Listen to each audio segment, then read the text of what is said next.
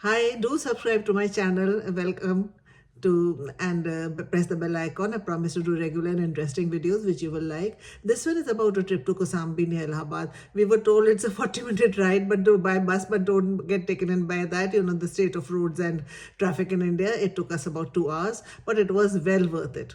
Kausambi played a key role in ancient India, mentioned in the epics and the Purans. According to the Matsya Purana, it became the capital of the Kauravas after the fall of Hastinapur. The city was an important center for trade and travel and is confirmed by references in early Pali and grammatical texts. At the time of Buddha's death around 543 BCE, Kausambi was one of the 6 major cities in India and capital of the Vatsa kingdom ruled by King Udayan. King Udayan is a very, very interesting legendary figure. He featured in famous Sanskrit plays like Swapna Vasvadatta, Priyadarsika and Karnapali. The last 2 were written by King Harsha.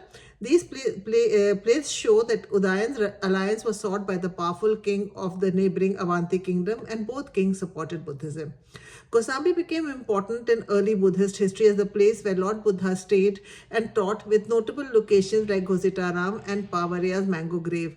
Kausambi became is also very important because Lord Buddha gave 2 sermons here, and these sermons resulted in converting Udayan to Buddhism. Now, his conversion, King Udayan's conversion to Buddhism is very interesting, and that's why I wanted to make this video. It was while the Buddha was passing the 6th year of his ministry, and I'm quoting from a book by Professor Ghosh called The Early History of Kausambi.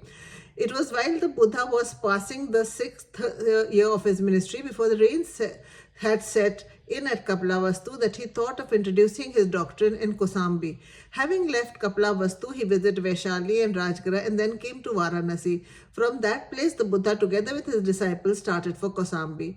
King Udayan was reviewing his troops, which had been assembled for a military expedition to the city of Kanakavâti, when he saw the Buddha approaching. Being angry at the untimely appearance of this messenger of peace, who might delay or stop his military expedition, he exclaimed, "All such messengers of bad luck should be put to death." With that, he took a sharp arrow and shot at the Buddha. As the arrow flew through the air, these words were heard: "From malice is misery brought forth. He who here gives up to sacrifice and quarrels, hereafter will experience the misery of hell. Put away misery and quarrelling." When the king heard these words, he became submissive to the Blessed One, and with clasped hands sat down near the Buddha, who began to instruct him on the futility of strife and quarreling and the utility of conquering egoism and not human enemies. Egoism is the greatest enemy of man. We all know that.